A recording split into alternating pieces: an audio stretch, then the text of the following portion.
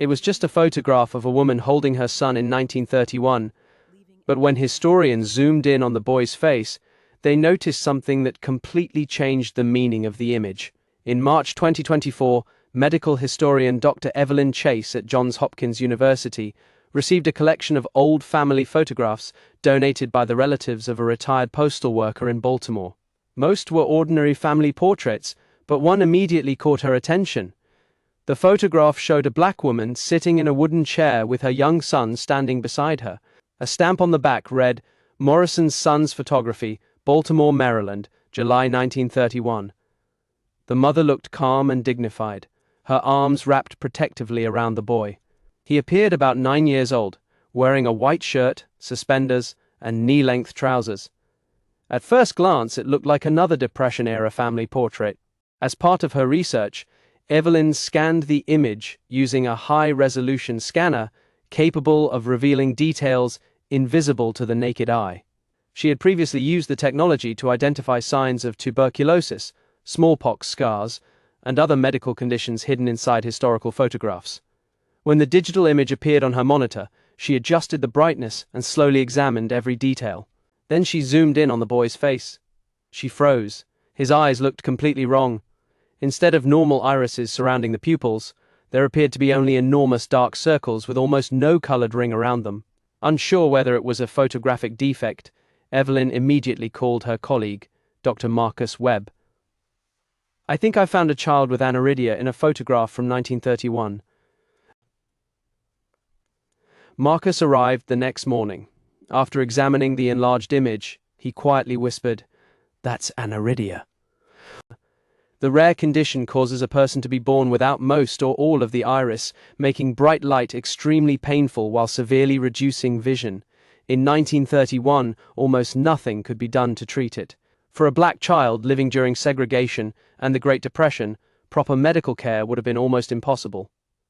As they looked again at the photograph, another detail stood out. The mother wasn't simply hugging her son. She was positioning herself between him and the photographer's light. The boy wasn't smiling. He was lowering his eyes, clearly uncomfortable with the brightness, while his mother gently shielded him. Everything about her posture suddenly made sense. She knew exactly how much light hurt him. Determined to learn their identities, Evelyn traced the photographer's stamp to Morrison's Son's Photography, a respected black-owned studio that served Baltimore's African-American community during segregation. The studio owner's grandson, Thomas Morris, still lived in Baltimore. When Evelyn emailed him the photograph, he called back within minutes.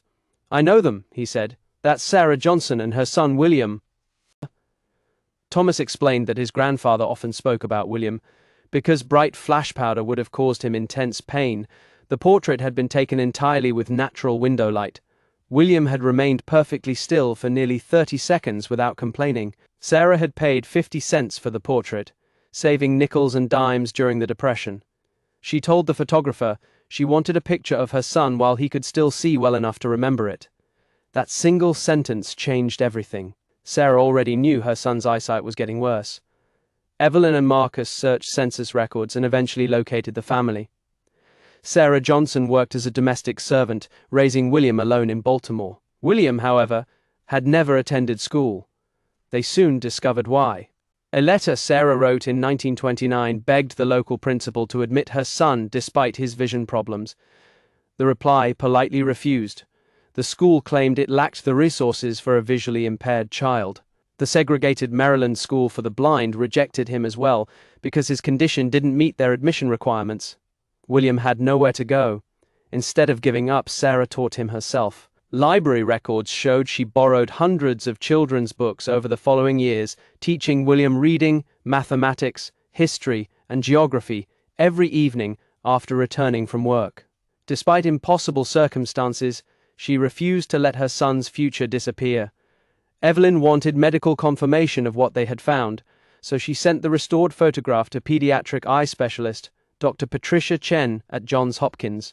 The doctor called within hours. "There is little doubt," she said.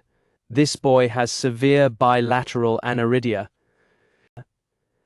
She explained that William would have suffered extreme sensitivity to light, poor vision, and almost certainly glaucoma, a disease that gradually destroys the optic nerve.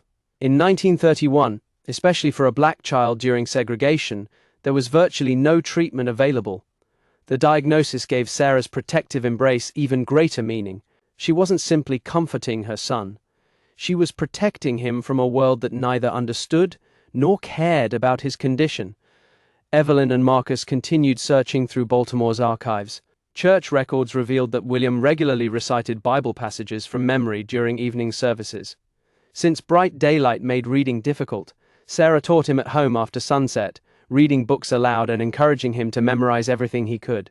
A memoir written decades later by a woman whose family employed Sarah described William as a quiet boy who spent every evening reading on the porch in the fading light. His mother had refused to let disability define his life. But as the years passed, William's eyesight continued to decline. Finally, hospital records from 1940 revealed the heartbreaking truth. At 18 years old, William was admitted with severe glaucoma and nearly complete vision loss. A black physician named Dr. Samuel Winters examined him and documented his condition in remarkable detail. His journal described congenital aniridia with advanced glaucoma and warned that William would soon become completely blind. Dr. Winters recommended surgery that had already been performed successfully on white patients. The hospital refused. Because William was black, the treatment was denied. Within weeks, he lost the remainder of his sight. Despite the devastating outcome, Sarah never stopped fighting. She enrolled William at the Maryland Workshop for the Blind, where he quickly learned Braille and mastered new skills. Workshop newsletters praised him as one of their brightest students, noting that he completed assignments faster than almost anyone else, and even helped teach newly blind adults. Soon afterward, William found work making brooms before later joining a wartime aircraft factory, where his remarkable sense of touch made him valuable in precision assembly work. The researchers were amazed. The boy who had been rejected by schools and denied medical care was now contributing to the country's war effort. Yet after 1945, William disappeared from every official record. Evelyn feared the worst. Had he died? Or had history simply forgotten him once again? For weeks they searched without success. Then one phone call changed everything. Grace Patterson, a 91-year-old blind woman living near Baltimore, contacted Evelyn after hearing about the research. She had known William personally. Grace remembered him as cheerful, determined, and endlessly encouraging to others who had recently lost their sight. She also remembered Sarah. She still walked him to work every day, Grace said, not because he couldn't find the way, but because she treasured every minute she could spend beside her son. Then Grace revealed the missing chapter of William's life.